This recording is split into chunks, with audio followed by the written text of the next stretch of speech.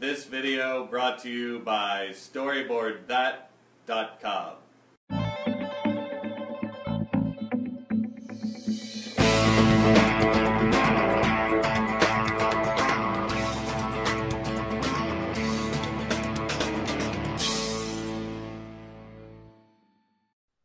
Hey everybody, I know what you're thinking.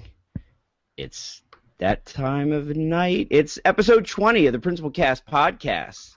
Tonight we are talking about engaging the school community with social media. Can you believe this? Episode 20 of the Principal Cast podcast, hosted by Teresa Stagger, Jessica Johnston, and myself, Dr. Spike Cook. Principal Cast is a weekly roundtable discussion about current topics in education leadership. For more information, why don't you stop by our website, www.principalcast.com. You can also connect with us on Twitter @PrincipalCast or follow the hashtag, whatever you choose. So I hope everybody put their DVR on, if they have it, for the Oscars, because now it is time for Principal Cast. Tonight's topic, engaging school community through social media with guest Amber Tiemann, is brought to you by Storyboard That, the world's best, and yes, I said it, best online storyboard creator. You can enjoy a 25% off purchase today if you sign up. Mention TeacherCast or go to www.storyboardthat.com/teachercast. So, how is everybody doing? Let's start with our friend out in Wisconsin, Jessica Johnson. I am great. I just have to show everybody. I'm ready for Read Across America Week. These are my fingernails for the week. I have a little Dr. Seuss hat on my fingernail. Okay, I know you guys don't care about that. I am actually trying to survive without a secretary. Any principal who tries to get things done knows that that is nearly impossible without a secretary. Actually, we have our district office secretary is out for medical issues, and my assistant secretary has been helping out there, and now my main secretary has been out for 2 weeks due to an injury, and now I found out on Friday she's going to be out till mid-April.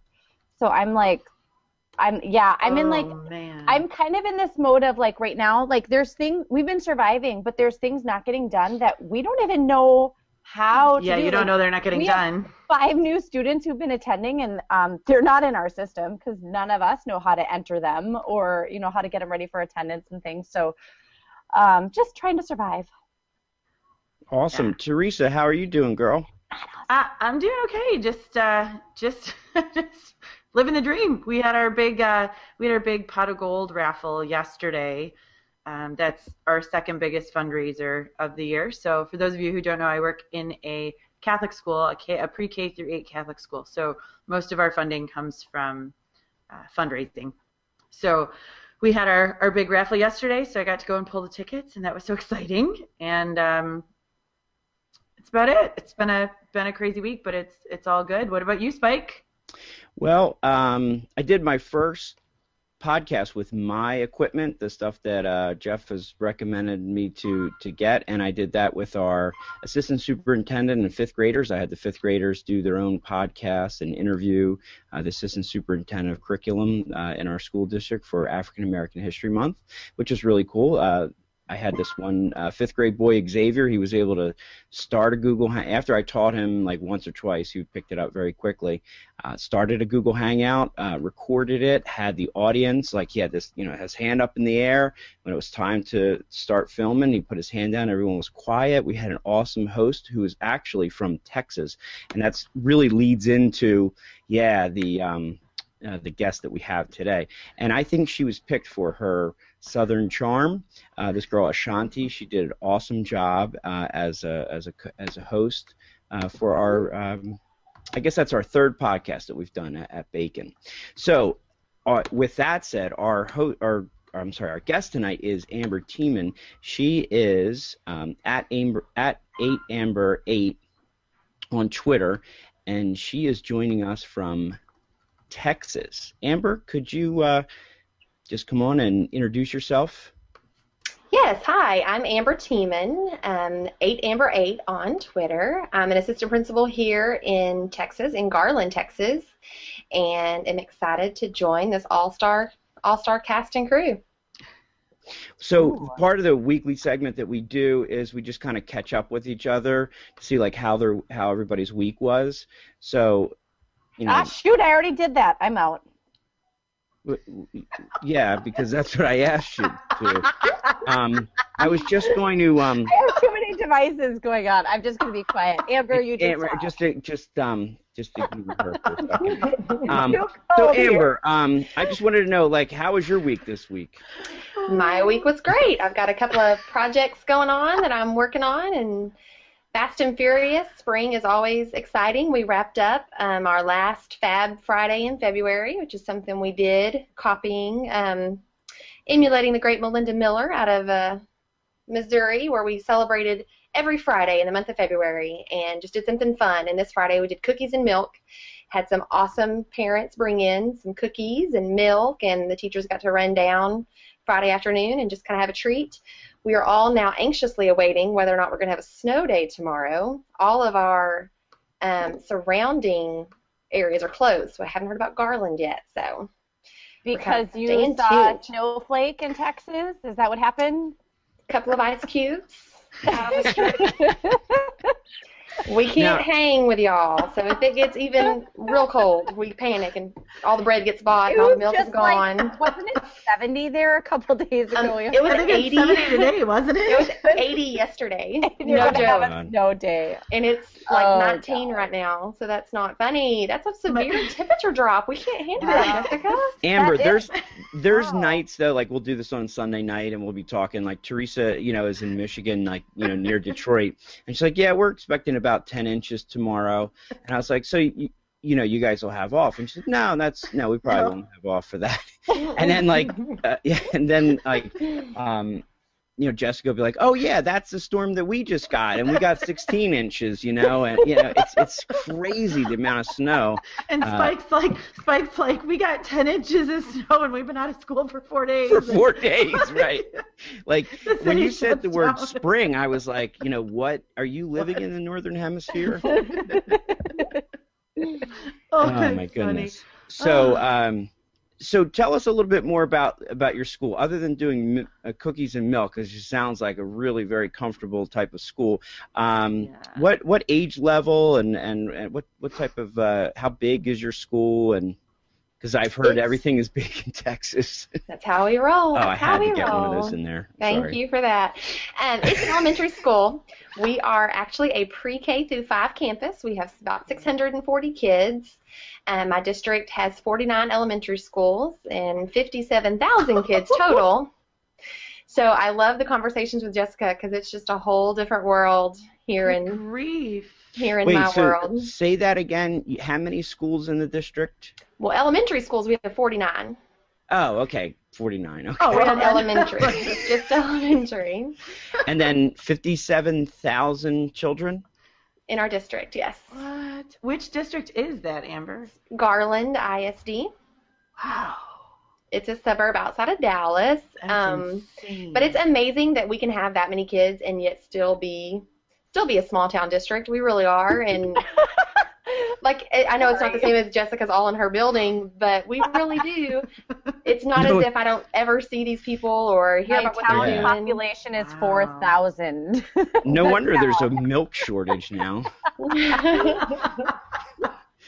Oh my goodness! I thought and on this show I represent one of the bigger districts. We have 11 schools in the district, and I'm thinking like 6,000 kids, and like compared to what Teresa and Jessica are in, but now that's just out of the water. There's a lot of conversations that they're like, well, just change the start of school. Why kids can't wake up that early? Just change the school. And I'm thinking, 57,000 kids, such pie in the sky talk. It's kind of hard to remove myself from some of those conversations sometimes because it's just not practical. And if you think about our big cities, a lot of those conversations, that's a lot of pieces in the puzzle to try to finagle and move around sometimes. That really is.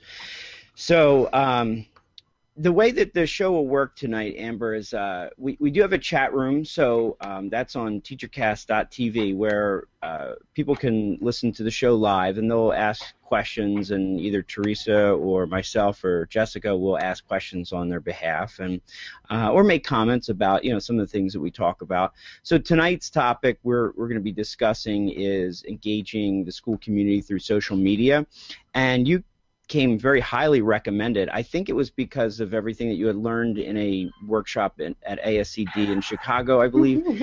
But Jessica Johnson said that you really are somebody who is of, just a prolific speaker and presenter about this topic. It is a concept that I am familiar with, and yes, I have presented with Jessica before. On this conversation, and it seems like it's a conversation that comes up even more so now. I thought that even watching the beginning of the Oscars tonight, where everything was hashtag this and check out the Twitter feed for that, it's really becoming a conversation you can't ignore, and to negate the impact that it can have on education and communication, I think would be a disservice. So can you tell us a little bit about how you got started? Absolutely. I actually have been on Twitter since 2008 when I went to the BLC conference up in Chicago and got to sit in on a session there, and it was a Get Started session. Obviously, not knowing where and how it would go, my Twitter handle, 8amber8, was just on a lark of, okay, I'm trying to figure this out. How's it going to go? And it has evolved from checking in once every few months to now it being how I do so much of what I do. Came back to the district, wanted to start immediately, and kind of had to tap the brakes a little bit. Finally got involved with a pilot program within our communications department to pilot for my elementary school, which at the time was Luna Elementary, and so they chose an elementary school, a middle school, and a high school to pilot a Twitter account for each campus, and kind of being the point person on that and the one that was a little bit more familiar with the tools, really able to help out the other two campuses, and now every campus in Garland is able to have a Twitter account.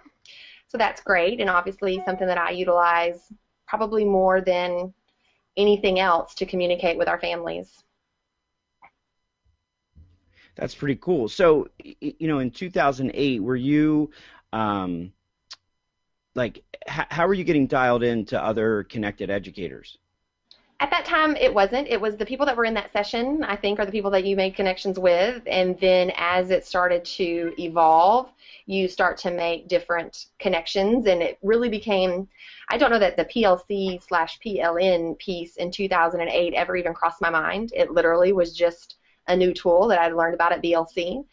It wasn't until probably 2010 that it really started to hit home as far as a way for me to connect with other educators professionally.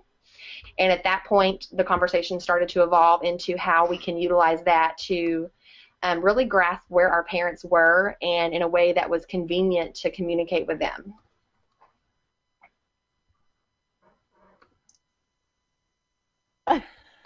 I should probably ask a question since it's quiet. Amber, Jessica tonight is like smooth as sandpaper. Yeah. I was like, did I not answer the question? What did I do wrong? Why is there silence in the room? No. I was trying to take a step back. I was looking at the Google Doc to see what I could add. Hey, Teresa, how you doing over there? Chris Nessie just asked if the video was freezing. Normally mine does. No. Oh, goodness. No, Jess, why don't you ask a question? I was trying to telepathically tell her to ask her question. But... Use the chat box on the side, Spike. So, Amber, it's awkward to ask Amber a question because I know what her answers are going to be. But for our listeners, Amber, where, if a principal has no social media going for their school at all yet, they're totally new, where would you recommend that they start? Well, as far as tools or as far as even establishing a voice? She's not gonna respond to that.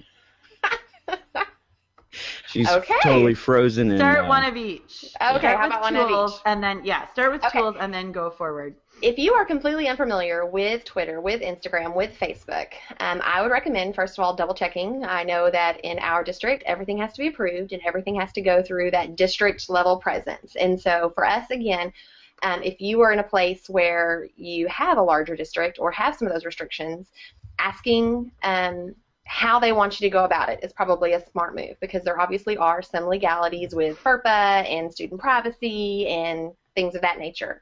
Assuming that you can move forward, establishing what account you're going to use. Are you going to have a campus account? Are you going to use your personal account? We had the @Watson_Wildcats is our campus account, so everything that we do comes from that. The image is our school mascot, and I will tweet from that several times a week, depending on the day, depending on what's going on, depending on how the classrooms, the things that I see during walkthroughs or activities. It is March, and my teachers are now sending me texts saying, hey, we're doing something really cool. Come see. You probably want to tweet this.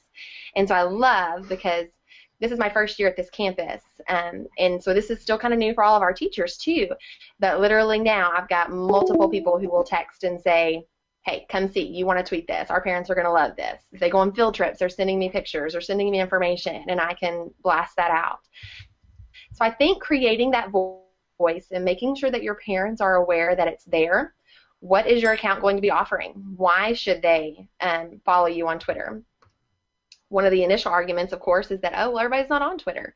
That's fine. We use something called Fast Follow, which sends a text to people who sign up for our Twitter feed. So every time I tweet, they get a text message. So for those people who don't necessarily want to have a social media account, they are able to get a text message every time I send out a tweet. So that's something Wait, that, what's that especially called given again? Fast Amber? Follow. Fast Follow? Mm-hmm. I'm And I not have those familiar with that. resources on my blog as well.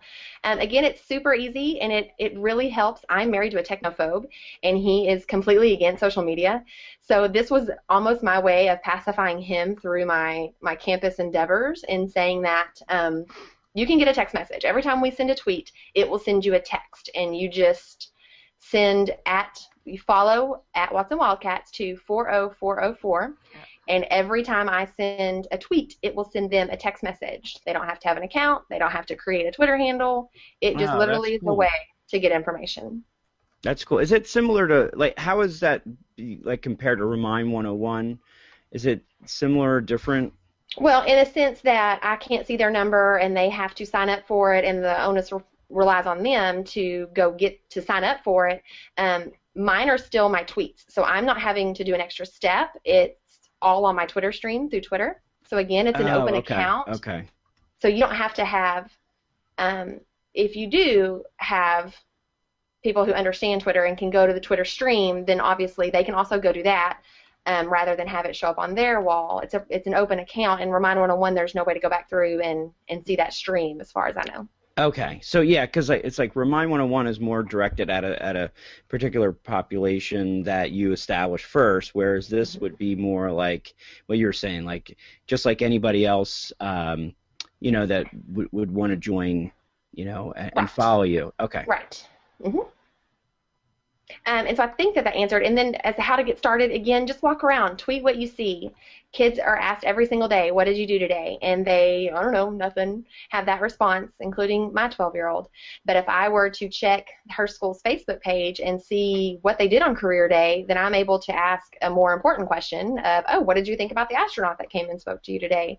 And that just allows me as a parent to be so much more involved. I also think that if you check our Twitter stream, you see what our focus is. Our focus is on our kids and our instruction and the things that we're doing in the classroom. And you start to develop that presence before they even get to know you, before they have a question, before they come to school for an event. They can get a feel for what we think is important and the things that we value just by checking out our social media presence. Very cool. We have some questions from the chat room that Teresa's going to ask you. Yeah, there's quite a few.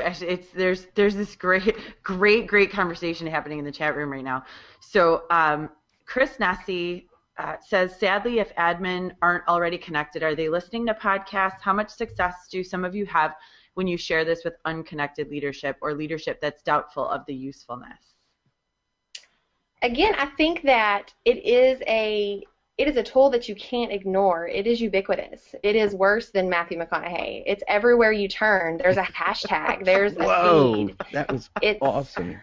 it's Sorry. everywhere, and I don't think that you can ever not take advantage of a tool that can help you communicate with parents. I have 2 girls, and I check Tuesday folders on Friday afternoon or on Sunday morning when I have time. I just don't have the time that I used to, and being able to access something where I'm at is so much better for me as a mom that I want others to have that as well.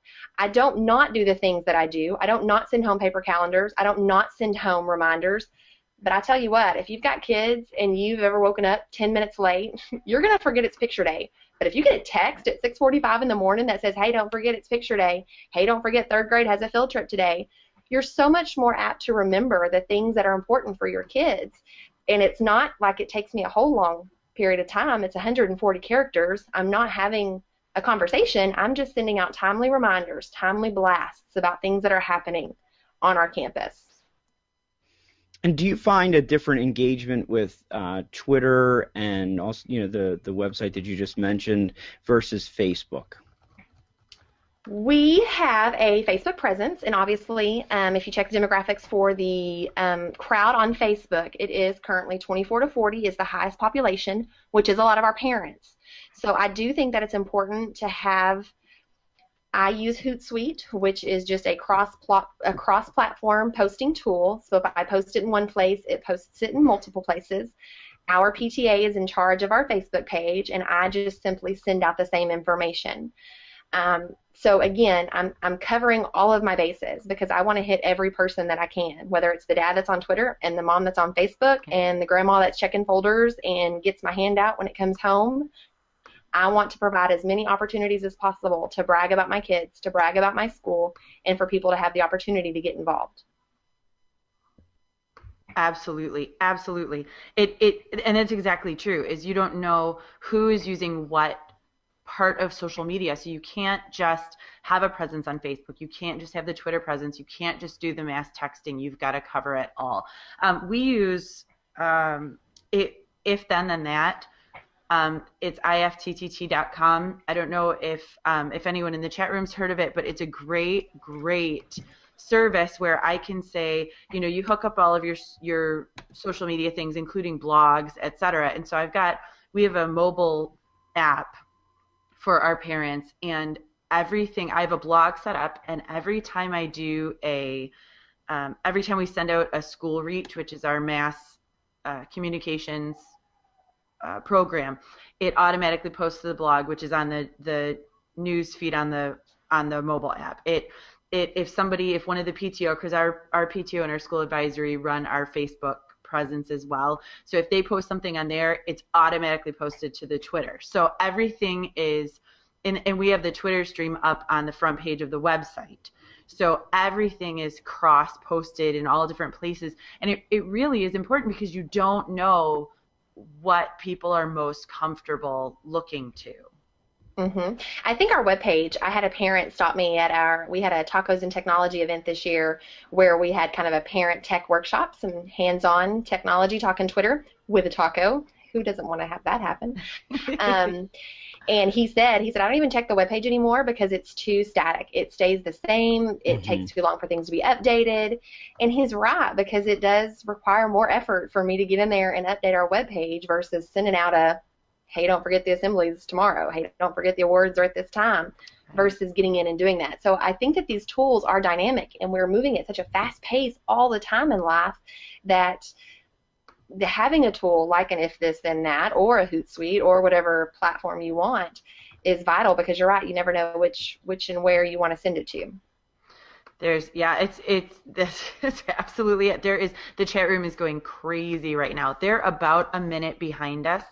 So just to kind of give you that idea of where they are in the conversation. So Tony Sinanis had actually just asked if you do parent or family training sessions. So when you're talking about your Tacos and Technology, do you go through with the parents who are there? Do you explain to them how Twitter works? Do you explain how the information is going to go out? What does that encompass? I do. And again, being that this is my first year where I'm at, I'm moving as quickly as I can and as slow as I need to make sure that people understand the importance and the validity in what we're doing before I just push. What I have done previously is starting at the beginning of the year, I try to have a monthly something, whether it be a hands-on, whether it be a video. Right now on our website, we have an introduction to Twitter chat video because we're going to have our second Watson parent-teacher chat this month, and I have a video created by our awesome special ed teacher which kind of walks them through how to take part in a Twitter chat.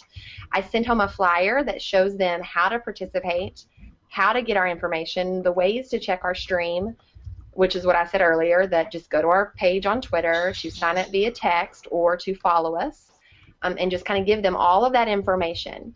And then at the Tacos and Technology Night, I talked about the importance of having an online presence and why we were there, why I thought it was important, what a digital footprint meant for our kids. We're a technology center, my elementary school is, and so I think it's even more important that our kids have this heightened awareness of what they're putting out there, and parents need to be half a step ahead of that. So that was one of the purposes in what we're doing with our Tacos and Technology. I threw in food because I thought that would make a yes attractive evening if you wanted to come out. But I don't want to push people. I understand, like my husband, there are some people who don't want to have anything to do with technology and want their kids to be removed from that as well, which is fine. But I still think you need to have an awareness, and I still think you need to be aware of what your kid is capable of or has access to. And if I can set the positive example by being the lead learner and being the person who is pushing it out for our school, maybe that will make it a little less scary and allow them to kind of move forward. So do you have a school blog? Do you just have your own personal blog? Well, that's a good question. I have a weekly blog that I share with our teachers that is just kind of a short PD, here's some articles to read, here's a funny video, don't forget to have grades in by 4, kind of a thing. There's so much that goes on at our school. Literally every single day in March, I think we have something every single day. I mean, it's just a crazy, crazy calendar, and especially in Texas this time of year. So I try not to overwhelm them. I post a lot on my blog, and that kind of gets shared at times. So I don't know what that question, like where do I share this kind of stuff or what? Well, I guess like you were saying, how you're using, Twitter, you're using Facebook, and some of the other things. I guess I was wondering, like one of the parents had said, like the website's a little bit, static and can't keep up with things as much. Do you have another platform like a blog, or do you just kind of run everything through? And you kind of explain that, like you run part of it through your own blog, and then I guess you're also sending information out to everybody about the things that are going on, in addition to, the paper stuff.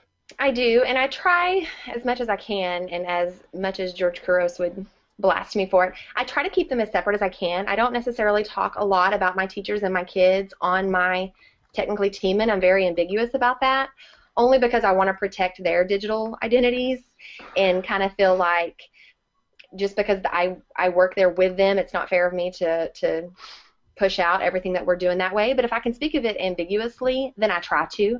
And our Tacos and Technology Night, I definitely blogged about. Anytime I talk and have my presentation or my notes or anything, I put that on my Technically Teamin', but I don't promote that on our school site. So I try to inflect as much of my voice and as much of my positivity, as you will, on our campus webpage. It just is a little bit more cumbersome than, say, a Hootsuite or a Facebook post or a tweet. And how's your central administration and principal and some of the upper administration? How are they reacting to the job that you're doing with social media in your district? Well, like I said, I got to pilot that, and so I really think that they have embraced it as a tool for communication, still trying to get everyone on board, because until I think you can effectively show that it is something that is just changing what we're doing, changing how we're doing it, not necessarily what we're doing it, and showing them that it's not something that's going to push them over the edge or add one more thing to their plate, which again is common. I really think that people are moving forward and it's kind of catching up. But my principal's amazing. She's super, super supportive, and I really think that even Friday we had a Black History Month celebration, and I had my phone out the whole entire time, and I saw her looking at me a couple times. But I think by this point she knows what I'm doing. She knows that I'm tweeting. She knows that I'm taking pictures. She knows that I'm sharing information. And I think that is just something that takes a little bit of time. It takes time for people to get used to that. And we are moving forward and have more schools than ever involved. And so we're getting there. We're definitely catching up. And we have a lot of forward thinkers in our district right now. So I have no doubt that even though we're so big, they definitely have the right mindset. That's really cool. One of the things that we want to, continue to support here, our sponsor for tonight's show is Storyboard That. It's used by teachers across all subjects to teach grammar, practice a foreign language, or write a short story, do analysis on books. Our loyal listeners, and that's you out there, folks, can enjoy a 25% off Storyboard That by going to storyboardthat.com/teachercast. So going back over to the chat room, it looks like Teresa, it's still fired up in there. It's man, it's awesome. And this is a great. There's so much happening in the chat room, and there's so Amber. They're loving this advice, and there are so many things that they're bringing back too, which is awesome. Brian Alabek says, as oddly as it may seem, I listened to podcasts before I joined Twitter, and then he resisted Twitter for about a year, and then was reading blogs and listening to podcasts like the TeacherCast podcast, and those convinced him to start the Twitter account. So he says that there's always hope for those administrators who might not be comfortable with jumping in. Simon Miller just made a comment that said he's 42, almost 20 years in education. The myriad of tools and social media opportunities is mind-boggling. He tries to remember this when helping older admins and teachers because it can be overwhelming for them, but it is a necessity in his opinion. And it's interesting, Teresa, that doesn't always happen with older folks either, because I talk about, like, one of my early blog posts was like being a 38-year-old dinosaur first-year principal, because I didn't know about any of this kind of stuff. Yeah. I think it's a lot of people's, feelings about it, like if they take a stance on it no matter how old. But I like what Simon, and I know Simon is actively bringing people along, but that's a really good point. Yeah, we had a we had a at the beginning of the school year, because this is my first year as an admin, and at the beginning of the school year I sent out an email to all of my teachers. I sent them like this just questionnaire, just try to get to know you Google Doc, and one of the questions that I asked was, how comfortable are you with technology? And one of my teachers, who is a veteran teacher, she's been in the building for a very long time, she said I will never forget this, she said, I am terrible with technology. She said, but I really want to learn. And if you can just be patient with me, I think that, I think that it can be really good. And she's amazing. She's doing Edmodo with one of our very very young grades. She's got, we implemented a one-to-one iPad program. She's constantly finding apps. She's just amazing. And so that's one of those that, had I not asked, I may not have pushed her, because I might not have thought that she wanted to be pushed. Well, and I like what Amber's doing. Like, as she said, like, she's the lead learner. She's trying to set it by example. I think that's one of the things I've tried to do at my school. And Amber, you mentioned like doing walkthroughs. Do you use a system for your walkthroughs? Our district has done a classroom walkthrough training, and we have a tool that we use. I think that we are going to evolve into instructional rounds, and so that's something that's just kind of part of our day. Daily expectations is that we're kind of out and about in the classrooms. Back to what Teresa said, we did one of the ways, again, trying to be that continual support system, but yet kind of pushy, but smiling the whole time. We did a book study this year on Twitter, and that was the way the teachers were able to participate in our GT hours, was to respond at a certain time in a certain place, and they had the questions, but we did teach like a pirate, and Dave Burgess even jumped into one of our chats, and so that was very convincing for some of our more hesitant teachers to see the validity in what we were doing when you could have the author of your book jump into the chat with you. So that was really awesome of him to do that for me. and it really helped our teachers see. And I know that I have more teachers on Twitter now because of that. They had to get familiar with it. They had to get on and do it. Versus me just making them do something. This was an opportunity for them to get involved and to do something that the whole campus was doing. That's good. Yeah, I've. Oh, I'm sorry. Go ahead, Teresa. No, that's okay. Amber, what are GT hours? Gifted and talented. We have a certain state requirement of how many hours every year you have to keep updated. And so, again, given that I'm at a magnet campus, those GT hours are super important. Got it. One of the things that I look at, and not having mandated, technology use, but certainly capturing it through our walkthroughs. I just looked at the data from our school, and like I said, nothing has ever been mandated. It's only just been supported. And I recently did a blog post about this, but when I first started at the school that I'm at now in 2010, 2011, teacher use of technology was below 20%, and student use was about 30%. Now, those are this is the McCrail walkthrough, 3 to 5 little snapshots. So 1,300 walkthroughs later, so that's a big mosaic that you have there, and 4 years of data, we have teachers using, technology almost 55% of the time, and students using it 50% of the and this is the observable time. So I think also when you look at, trying to, quantify that, which is really difficult sometimes. Like, it's like, how do you, because then the next thing is, well, how does that, relate to student achievement, and how does it relate to this, that, the other thing? I just look at it like as just it's an amazing feat in the fact that we've invested, other than in the devices, very little on professional development, where people can use, Twitter, Facebook, Pinterest, as I think for the teachers has been amazing, and plus free unconference-like professional development. Yeah, again, I know that my campus is different because I'm a technology center, but the activities that my teachers and students are able to do are light years ahead of anything I could ask of them, and they blow me away regularly with what I walk into in their classrooms. And so just me being able to share what I can, thank goodness for Twitter, because how else in the world would I have as many resources to throw their way and sound like I know what I'm talking about if it wasn't for my PLN on a regular basis? Amen.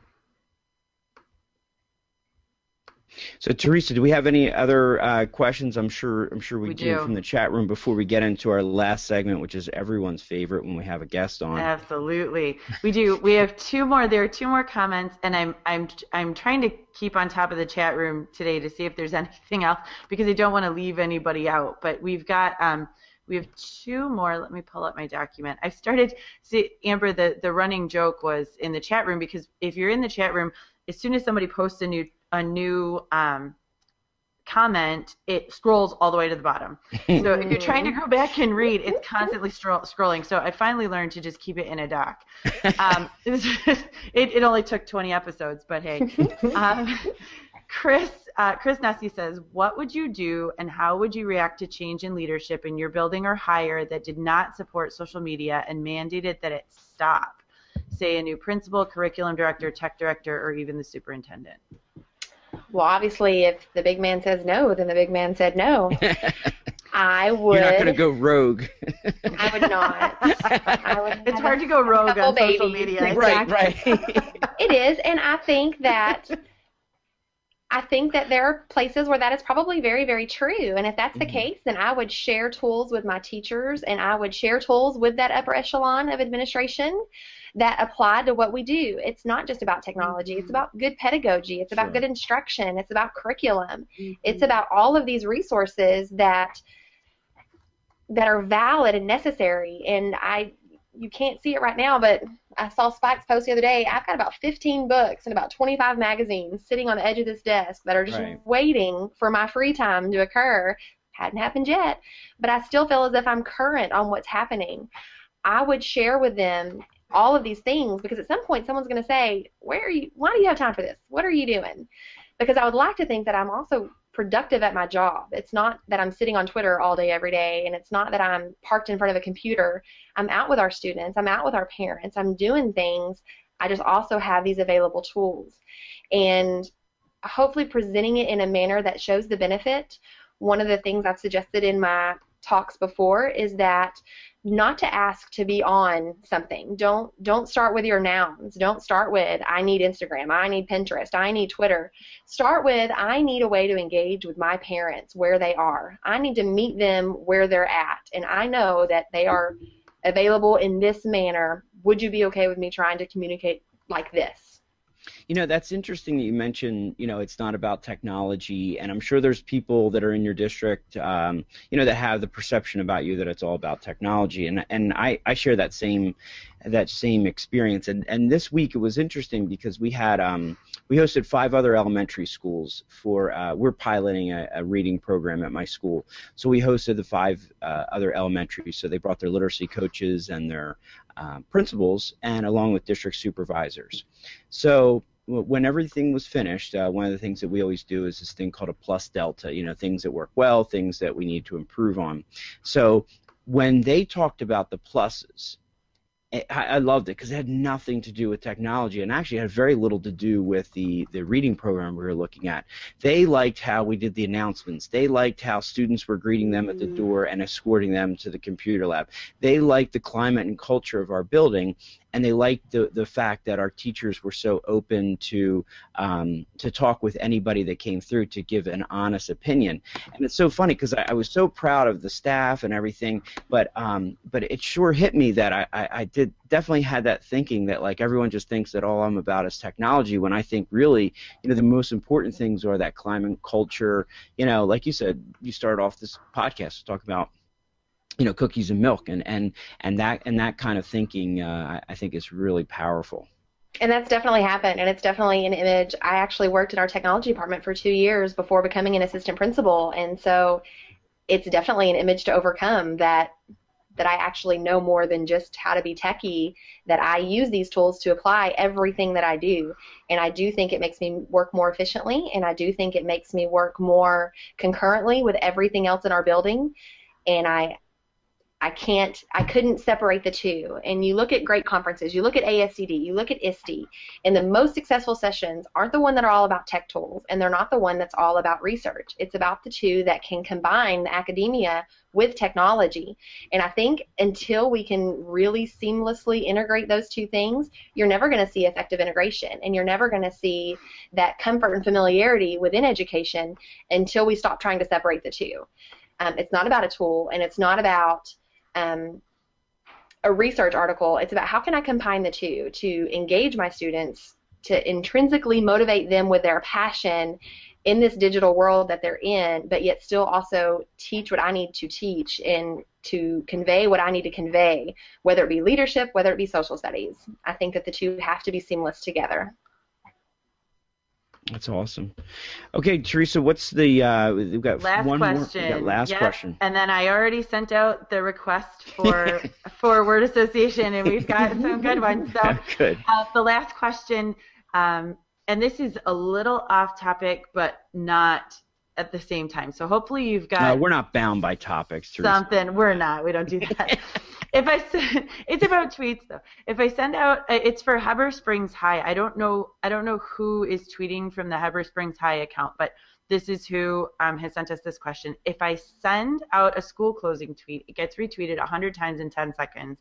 And if I send out an educational or instructional tweet, I might get 2 retweets. How do I get more interaction with my tweets? I think that you have to start by engaging children, and I just did a school admin virtual mentoring hangout on student voice and featured some amazing principals that were talking about student voice. Some of the most traffic that I get, and again, by using Hootsuite, I'm able to see how many times my tweet is viewed, favorited, retweeted, all that good stuff, which is great analytic material when talking to your upper echelon as to why it's a valid thing. If it's coming from the students and it involves the students, then that's what it is. Is it a line from a magazine article, or is it something that's happening in your building? These people have their children hanging over their mantles and their fireplaces. They're not interested in our thoughts on curriculum and research. They want to hear about what their kids are doing at school. They want to know what's involving and what's engaging with them. And instead of a math fact, what if I showed the kids playing the math facts on the iPad or sitting outside drawing problems with chalk? My first graders had the opportunity to go outside this week and pour water and work on measurement, and that was our most viewed tweet of the week, and it was just some kids playing with water outside. But if you think about it, we're talking to parents. If that's who you're talking to, then that's who you need to worry about, is those people they have hanging over their mantle. I think that's an awesome point, and I think in talking with my staff or even my kids, it's interesting, and I've shared this before because they'll go. My kids, they don't go to the same school that I'm at, so they'll come down to my school and they'll think it's just the absolute coolest thing, and I'll ask them like what's going on in their school, and they'll just tell me what special they had or whatever, and I look at some of the projects, I look at some of the things, the learning opportunities. And I just want to say, there's so much more that you could be doing just to tell your story. That's all it is. Like, there's a lot of cool things that are going on. And I think that, if anything, you've helped the listeners tonight to really understand that as a school leader, it is essential to make sure that you tell your story. There's so many people out there that are going to tell a different story. And I think, what you've done today has really helped out a lot of people. So, and also thank you. I heard that you are now responsible for breaking Twitter tonight, Amber. That's awesome. I think it was my Texas Tech sweatshirt. That's what it was. My Texas Tech sweatshirt. It's the fail whale. I don't have the funny. fail whale anymore. It's some crazy guy with long arms. But yeah, Twitter's down. Wow, Twitter's down. that's crazy. Dun, dun, dun, dun. I know. I Just just as we're posted talking in the chat about it. room. It's not Yeah. us. I mean, it's not the Oscars. It's totally Amber. Totally, Amber. So, Amber, one of the things that we like to do on this show when we have guests is we like to do a word association. Sounds And exciting. So It's we're so gonna say a word or a phrase, and then you have to respond, but you can only respond in one word. Now we had our manager on, and he responded sometimes in grunts and noises and things like that. So we've now barred everyone else from doing that.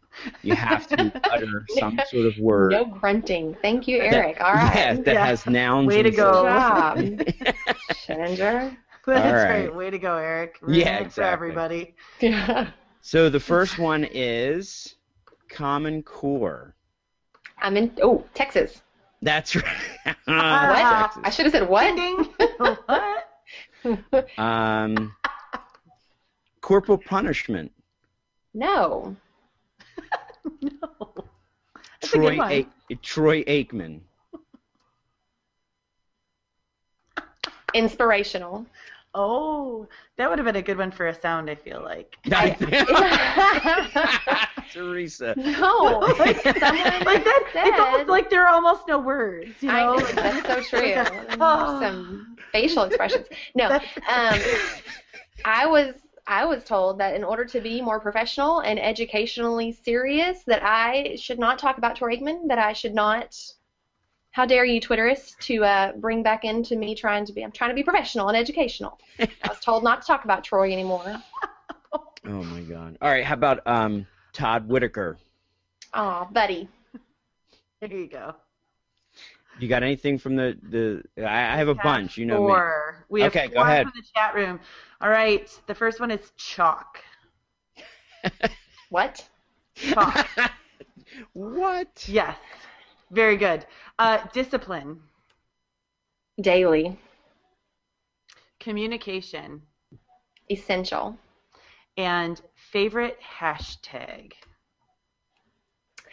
Hashtag WMST, WMSC. which we do a knockoff of Tony's shenanigans and his Cantague's Kids. And so our girl closed it out this week with follow us on Twitter and check out the hashtag. Oh, that's WMST. awesome. It was the most adorable thing I've ever seen. And I was so proud of her. Oh, couple really awesome comments in the chat room that we'll get to before we sign off. Brian Ellebeck says that Amber wins the Best Advice Award. And Paige Hanks says, we ain't got no Common Core in Texas. All right, I'm telling Paige. And Simon Miller says, thank you guys for a great, great show. He has little ones to pick up from grandma's and put to bed. Oh. So wonderful, wonderful, wonderful advice, Amber. We can't thank you enough for being on here tonight. This was invaluable, and I know that the chat room says the same. And Adam Clark says that you also give great ideas about methods administrators can use to flip meetings. Yes. We I've may done have some to TV book stuff, a return. yeah. That's right. We knew. Oh, I'd be honored. The show. You know, I always like to tell guests when they come on, it's like, so how did you guys get started with this? Like, you do realize that Teresa's a first-year principal who decided to and connected with Jessica and was like, yeah, I not only do I want to be a first-year principal and be connected because that's just who she is, but I want to do this like weekly podcast where we would talk to people and stuff. So Teresa, like, why not?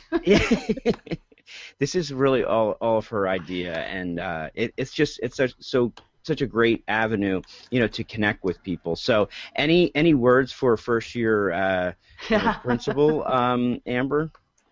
Bless your heart. Bless your heart. Nothing. Thank Just you. to remember that every day is a new day, and remember why you're doing this in the first place, which is to make a difference in the lives of kids, and that some days are going to be hard and some days are going to be easy, but there's always a new day tomorrow. Love it. And Love some it. days trees are going to, knock fences down. And it's Some so days funny. your parking Like, lot will be on fire, and some days. I listened to that one. Yeah, Bless so your heart, my word. and Voxer will get you through. Oh yeah, Voxer will get you through it. Amber, Awesome. is there anybody that you would like to give a special shout out to, or because we always like to recommend, follower or people to follow on the show? So, is there anybody that you would like to make sure that our audience is connecting with? Well, I have my own little Voxer family that I would be negligent if I didn't mention how much I adore Kurt Reese and Jessica Johnson and Tom and Leah Whitford, Jay Posek, Joe Sanfilippo, and that Tony Sinanis again, Melinda Miller. I mentioned her earlier, but those are the people that I get to rant and rave and laugh with every single day via Voxer. But they literally on, I think, Thursday or Friday, our email stream that went back and forth had about 15 different ways to impact our practice, and that's just insane. And for those people who don't have that kind of connection, I just feel so bad for, because you get tired and you get beat down and you need somebody to share their great ideas with you when they're having those up moments. And I'm just so thankful that I have so many people that can lift me up and give me great ideas. That's awesome. And can you tell our audience how they can connect with you, my dear? They can find me on Twitter at 8Amber8, surrounded by Troy. Sorry, second mention. Or you can check out my blog at technicallyteamin.com, and those are my two professional resources, so you can hunt me down and chat with me there. That's awesome. Well, as you know, this episode of Principal Cast podcast, episode number 20, Engage in the School Community with Social Media, was brought to you by StoryboardThat.com. We want to thank our StoryboardThat.com again. And remember, any loyal listeners out there who would like to sign up, just go to StoryboardThat.com/teachercast and get 25% off. And as always, we want to make sure that we are supporting each other. Check out Jessica Johnson at Principal J on Twitter, and Teresa Stagger at Principal Stagger on Twitter, and our most awesome, ever-present, always there, always doing everything for us, producer Jeff Bradbury. He is at TeacherCast on Twitter, teachercast.net for blogs and resources, and teachercast.tv for podcasts. And after this episode, we are also going to be talking, or he's going to be embedding. Taylor, has it happened yet? He's going to be embedding a new commercial for his. He's doing a charitable campaign, and the charity is TeacherCast. Check out Principal Cast next week on March 9th as we talk about ASCD, because the ASCD conference is coming up. Amber, are you going this year? I am. You are? So you're going to be in Los Angeles. Staying with Aaron Klein and Joan Young. It is going to be an LA educational cornucopia. I'm so excited. Oh, boy. I can't wait to follow the hashtag. No doubt. We'll follow it from this nose spike. That's right. That's right. I don't know, Teresa, what do you got for us? I stick around to watch the new PodFun video, and Principal Cast out. Principal Cast.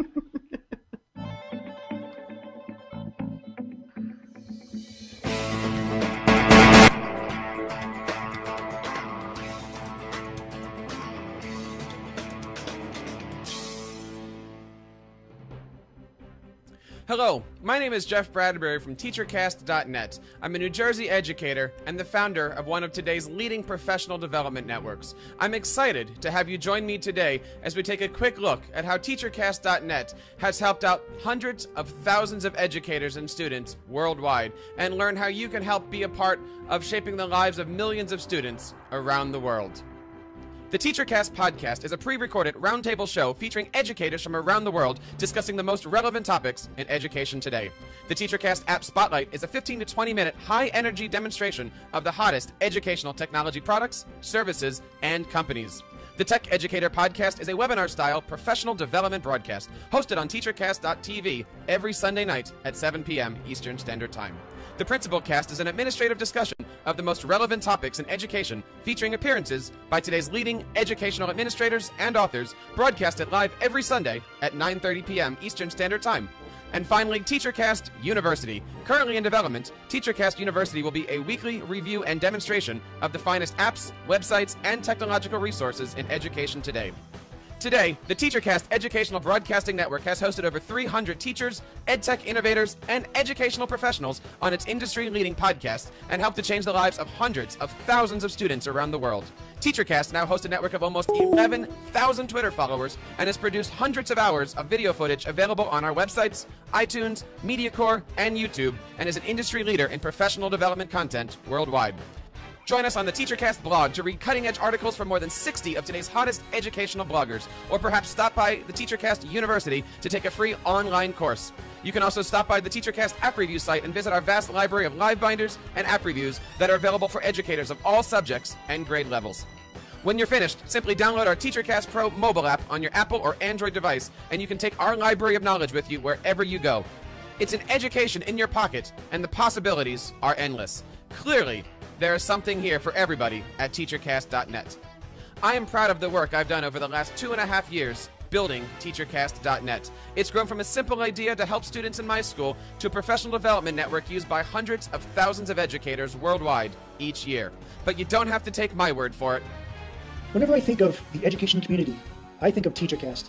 What Jeff has done with TeacherCast is amazing.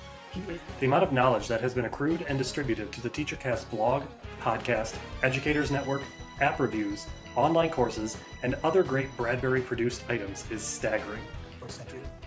TeacherCast is geared for not only educators, but parents, students, and community members. Jeff has changed the way educators collaborate. He recognized the need to help connect educators across the globe, and he has accomplished something that we could only dream about just a few short years ago. I challenge you today to help me as I pledge to help teachers help other teachers. Through your generosity and assistance, together, we can make TeacherCast a very special place for educators and enhance our reach and educational offerings by increasing our educational programming to include the TeacherCast University broadcast, the development of an enhanced mobile application to deliver TeacherCast professional development and its educational broadcasting network via the iTunes, Android, and Windows platforms, and also to create a streaming educational channel straight to your TV via the Roku box. My name is Jeff Bradbury. Thank you so much for joining me on our PodFun campaign. Please join us each and every Sunday night on TeacherCast.tv as we bring you the best in educational online live broadcasting. I welcome you to follow us on Twitter at TeacherCast and reach out to us on our many channels at TeacherCast.net/iTunes and TeacherCast.net/YouTube. Keep up the great work in your classrooms and continue sharing your passions with your students.